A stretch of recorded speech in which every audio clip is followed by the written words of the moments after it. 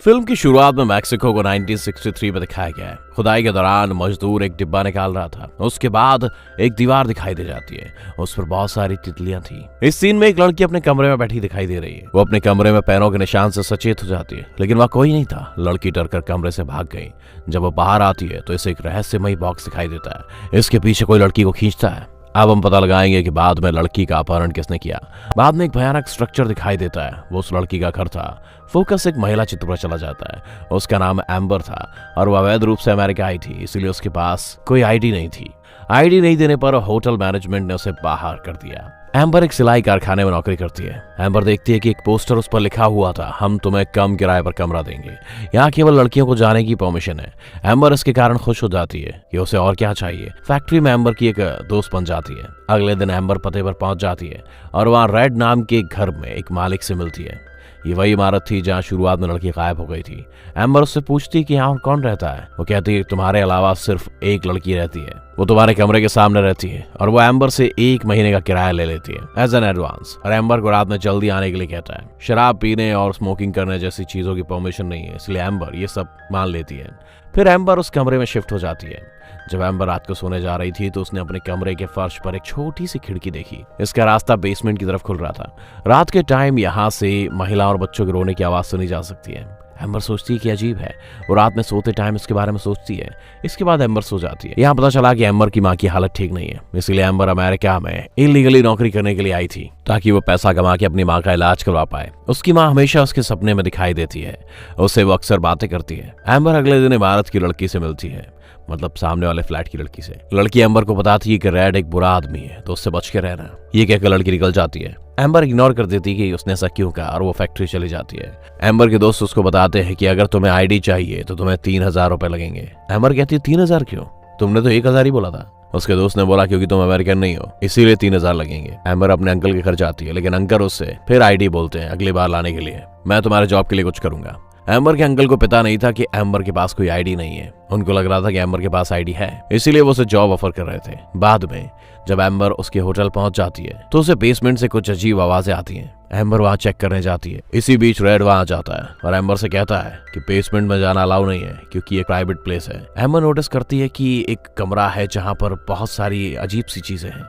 Amber वो सब देखकर कुछ सोचने लगती है। रेड दरवाजा बंद करते कहता है कि एक प्राइवेट रूम है और यहाँ पर अब दोबारा कभी मत आना। ये कैसा प्राइवेट रूम था जहाँ पर बहुत सारी बटरफ्लाइज थी? ये तो हम पहले भी देख चुके हैं। एम्बर उससे जमा पैसे मांगती है क्योंकि वो ये जगह छोड़ना चाहती थी। वो कहती जितने दिन में आ रही हूँ उतने पैसे काट लो, बाकी दे दो। रेड पैसे देने से मना कर देता है। वो कहता है कि मैंने पैसे खर्च कर लिए और अब उसके पास कोई पैसे नहीं है। एम्बर सोचती है चलो कोई नहीं। वो अपने पैसे गिनती है और अपने रूम में चली जाती है। वो देखती है कि उसे आईडी तो बनानी है, लेकिन उसके पास पैसे कम है। एम्बर लड़की के रूम में जाती है, वही लड़की जिसने कहा था कि रेड एक बुरा आदमी है। एम्बर जब वहां जाती है तो वो लड़की को भूतिया हालत में देखती है। उसकी आंखें चमक रही थी, वो अजीब कपड़े पहने हुए थे। एम्बर से देखकर डर जाती है, वो चल देती है। एम्बर अब रात में सोते हुए अपनी माँ के सपने देखती है। सपने में एक रहस्यमय बक्सा भी दिखाया गया है। ये वही बक्सा है जो फिल्म की शुरुआत में दिखाया गया है। एक हाथ डिब्बे से बाहर आता है। अगले दिन एम्बर अपने बॉस से आगे के भुगतान के लिए कहती है। उसके बॉस उसे मना कर देता है कि तुम बहुत धीमी गति से काम कर रही हो। वो उसे सिलाई से हटाते हुए पैकिंग पर लगाता है। इसके बाद एम्बर अपनी सहेली के साथ एक कैफे में बैठी है। एम्बर अपने दोस्त को पैसे सौंपते हुए कहती है कि वो जल्द से जल्द मेरी आईडी बना दे। एम्बर को होटल में पहुंचने में बहुत देर हो चुकी होती थी। जब वो होटल में जाती है तो उसे अजीब लगता है। उसने देखा कि एक आदमी दीवार पर अपना सिर पीट रहा है। एम्बर उसे अनदेखा करते हुए अपने कमरे में चली जाती है। एम्बर वहां 2 नई लड़कियों से मिलती है। वो अजीब लग रहे थे, लेकिन वो अच्छे थे। वो धूम्रपान करते हुए बातें करना शुरू कर देते हैं। इसी बीच रेड आता है और उन लड़कियों को वहां से भगा देता है। एम्बर रेड से पूछती है कि तुमने कहा था कि दूसरे लोगों के आने की परमिशन नहीं है, तो वो कौन था जो दीवार के नीचे सिर पीट रहा है? रेड कहता है कि वो मेरा पागल भाई है। उस रात एम्बर चुपके से प्राइवेट रूम में चली जाती है। वहां से अजीब चीजें दिखाई देती हैं। उन्हें देखकर वह हैरान हो जाती है, जैसे किसी को प्रताड़ित करने, किसी को खत्म करने के तरीके थे। वहां भूत प्रेत और काले जादू से जुड़ी चीजें थी, पुराने जमाने में खुदाई के दौरान जो चीजें मिली थी। अगले दिन एम्बर ने अपने दोस्त को फोन किया, लेकिन वह फोन नहीं उठा रही थी। एम्बर फैक्ट्री में जाती है और अपने बॉस से अपने दोस्त के बारे में पूछती है। उसके बॉस ने बताया कि उसने नौकरी छोड़ दी है। एम्बर को समझ आता है कि उसके दोस्त ने उसे धोखा दिया है। वो उसके सारे पैसे लेकर भाग गई है। इसके बाद जब एम्बर लौटती है तो फिर से महिलाओं और बच्चों के रोने की आवाज सुनाई देती है। एम्बर को कुछ समझ नहीं आ रहा कि यहाँ हो क्या रहा है। एम्बर रेड से पूछने जाती है कि सामने वाले फ्लैट में जो लड़की रहती थी वो कहाँ है। रेड का दावा है कि वो पहले भी कई बार जा चुकी है। एम्बर अपने कमरे में जाती और अजीब महसूस कर रही थी। एम्बर ने एक अजीब चीज देखी कि वहां एक लड़की और एक महिला को नोटिस किया। वो दोनों आत्मा थे। लड़की की आत्मा एम्बर से मदद मांग रही थी, प्लीज मेरी मदद करो। एम्बर सोचती है मुझे उस लड़की की मदद करनी चाहिए या नहीं, लेकिन तभी अचानक कोई लड़की को खींच लेता है। ये सब देखकर एम्बर को समझ में आता है कि यहाँ आत्माएं रहती हैं। उसे बिल्कुल सही लग रहा था क्योंकि एक हॉन्टेड जगह थी और वो इससे बहुत डर गई थी। वो अपना सामान पैक करने के बाद रेड के पास उसका डिपॉजिट मनी लेना चाहती है, पर वो कमरे में रेड से नहीं बल्कि उनके पागल भाई से मिलती है। वो एम्बर से कहता है कि रेड यहाँ पर नहीं है। एम्बर अपने सामान के साथ दूसरे होटल में चली जाती है, पर उसके पास कोई मनी नहीं था, इसीलिए उसे कोई रूम नहीं मिलता। उसके बाद एम्बर रेड को फोन करती है कि प्लीज मेरा पैसा मुझे वापस कर दो, मुझे पैसा चाहिए। एम्बर एक कैफे में, रेड भी वहां जाता है। वो एम्बर को कुछ पैसे देता है। वो कहता है कि रिमेनिंग अमाउंट तो मैं होटल में दूंगा, क्योंकि रिमेनिंग अमाउंट वही है। उसके बाद वो हॉन्टेड होटल में एम्बर के साथ आ जाता है। वो कहता है तुम्हारा बाकी का पैसा रूम में जाओ ले लो, पर एम्बर को रूम में कुछ नहीं मिलता। जब वो अपने रूम में पैसे ढूंढने के लिए जाती है तो रेड आ जाता है और फोर्सफुली उसे वाइन पिलाने की कोशिश करता है। एम्बर उसे ऐसा करने से रोकती है। इसी बीच रेड का भाई भी आ जाता है। वो भी एम्बर को जबरदस्ती वाइन पिलाने की कोशिश करता है, उसे पीटता भी है। वो समझ नहीं रही थी कि दोनों भाई उसके संग ऐसा क्यों कर रहे हैं। एम्बर इस सिचुएशन से बहुत ही ज्यादा डरी हुई थी और वो कुछ समझ नहीं पा रही थी। नई लड़कियां भी बहुत ज्यादा डर गई थी। वो भी एम्बर के ही रूम में सो रही थी। जब वो सो रही थी एम्बर को बहुत ही बुरे सपने आने लगे। उसके बाद वो जाग गई। उन लड़कियों ने एम्बर को बताया कि उन्होंने मिस्टीरियस बॉक्स उनके सपनों में देखा है। एम्बर ने कहा कि हाँ, वो बॉक्स उसके भी सपने में आया है। लड़कियों ने कहा कि उसका भाई भी उसके सपने में है, उसकी कंडीशन बहुत खराब है। एम्बर कहती है कि मैं अपनी माँ को अपने सपनों में देखती हूँ कि वो बहुत बीमार है। यहाँ पर यह देखा गया है कि उनके ड्रीम्स कनेक्टेड हैं और मिस्ट्री बॉक्स से रिलेटेड है।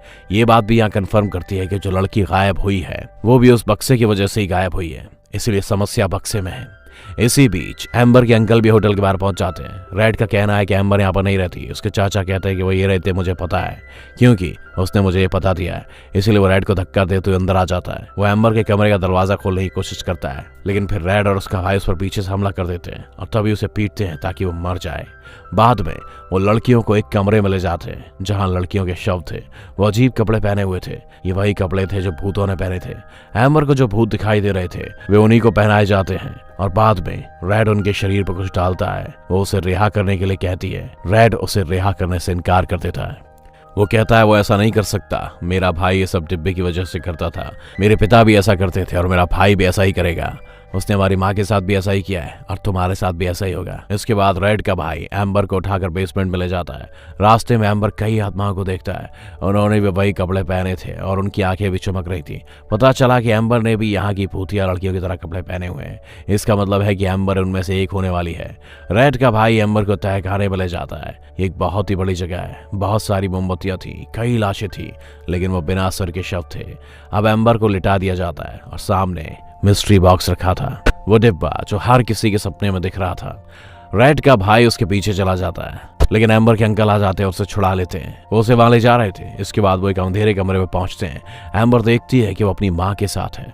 सवाल ये है कि एम्बर के अंकल की तो मौत हो गई, तो उसे बचाने कौन आया? एक्चुअली एम्बर को बचाने कोई नहीं आया था, ये उसकी इमेजिनेशन ही थी। इमेजिनेशन में एम्बर अपनी माँ के साथ थी, लेकिन हकीकत में वो अभी भी वहीं बेसमेंट में पड़ी है। एक अजीब इंसान मिस्ट्री बॉक्स से बाहर आता है। ये एम्बर की ओर आगे बढ़ रहा था। एम्बर अपने सपनों में देखती है कि उसने तकिए से मुंह दबाते हुए अपनी माँ को खत्म कर दिया है। जब एम्बर डरकर जागी तो फीचर भी वहां से गायब हो गया।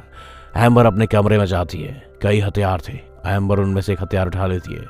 तब वो भाइयों के पास जाती है और पहले रेड को मारती है। वो रेड के पैर में छुरा घोंप देती है और वो घायल होकर नीचे गिर जाता है। रेड का भाई भी वहीं दूसरी लड़की को बेसमेंट के लिए तैयार कर रहा था। एम्बर उसे मारती है, लेकिन उसे नीचे गिराते हुए एम्बर का पैर तोड़ देता है। दूसरी लड़की जब बचने की कोशिश करती है तो रेड का भाई उसे बालकनी से नीचे फेंक देता है। उसकी मौत हो जाती है। उसके बाद रेड का भाई एम्बर को बाहर खींचता है। अब एम्बर की गर्दन दबाने लगता है। एम्बर के पास एक कांच का टुकड़ा था, वो उसके गले में मारती है। इससे रेड का भाई घायल होकर नीचे गिर जाता है। एम्बर उस पर कई बार हथियार से हमला करती है। वो तब तक उसे मारती है जब तक वो मर नहीं जाता। बाद में वो रेड को तहखाने में ले जाती है और उसे वहीं लिटा देती है।